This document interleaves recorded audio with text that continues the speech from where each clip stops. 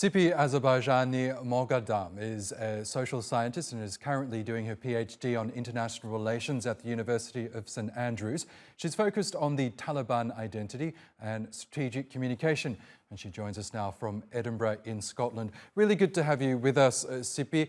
We know that girls have already been banned from secondary education, and now women and girls will be banned from universities across Afghanistan. It's yet another infringement on female rights in the country. What's your reaction to what's just happened?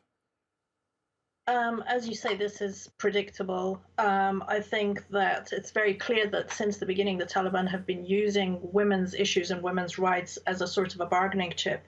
So every time on other, let's say in other venues or other platforms, there are setbacks in negotiations, then the Taliban seem to react with some sort of lockdown on women. So I see this kind of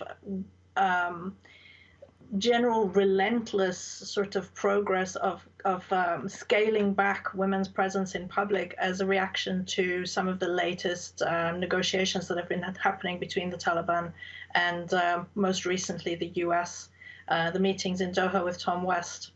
So tell us how the international community should react now. We know that before the Taliban retook power and in the lead up to it, they had promised that they would protect equality among the sexes in the country. That clearly hasn't happened. So what should the United States and other allies be doing in Afghanistan in the face of the marginalization of women and girls in the country? It's a bit difficult. It's a bit difficult, excuse me. Neither side wishes to be seen to back down, and both sides have constituencies for which they have to effectively perform. They have audiences which are watching their progress. So the US obviously has to stay strong on women's rights, human rights, and an inclusive government, whereas the Taliban also has, a sort of Islamist constituencies who want to see them crack down on women's issues. So both sides have to perform these roles, project these identities, which are inevitably going to clash. Now, one of the contentious issues, I think, for the Taliban is the fact that the US and the EU and others provide platforms for women from the previous regime to air their grievances against the Taliban. And I think this is a point of contention, or a very contentious point for the Taliban.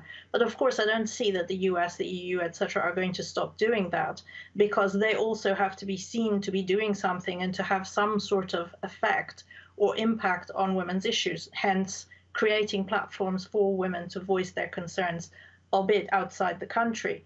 Unfortunately, the women who do this, although it's very important to keep Afghanistan on the agenda and to provide these platforms, these women do not seem to have any leverage with regards to the Taliban.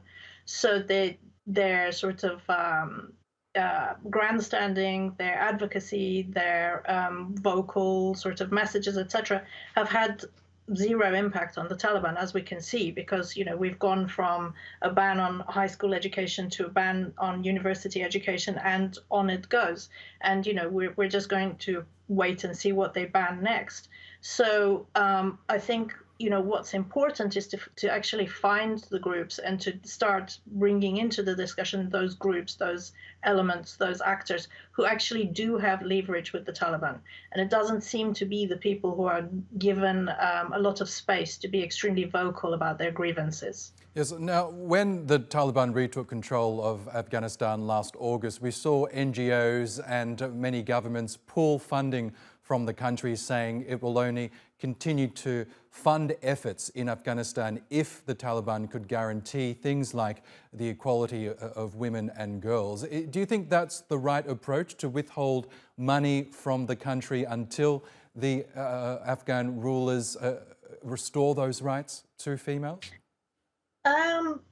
Yes and no. It's a very difficult situation. If you provide the funding without those conditions, then the Taliban will happily ignore, rights-based approach.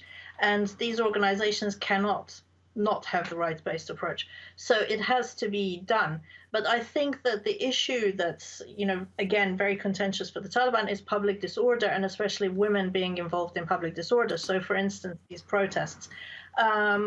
This is kind of how to explain it.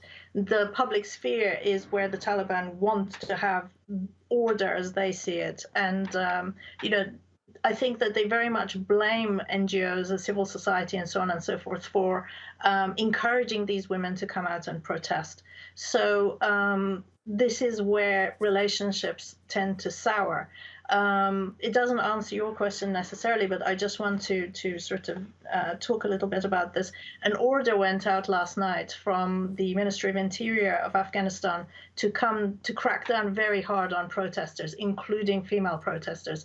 Until now, we haven't seen a very violent reaction towards protesters. But from this point onwards, we will see apparently a more violent, more aggressive response to protesters, including, possibly detention and worse than detention. So, it's unclear for me at this stage, because I just got this information recently, whether this means that there will be a response like the Iranian government's response to protesters, which has had a very lukewarm response from the international community, whether this has emboldened the Taliban to move ahead with such a move. Yes. So, yeah. But going back to your question. I'm so sorry, Sippi. We have run out of time, but we really appreciate your analysis. Thank you so much for shedding more light on this rather complicated issue. Thank you.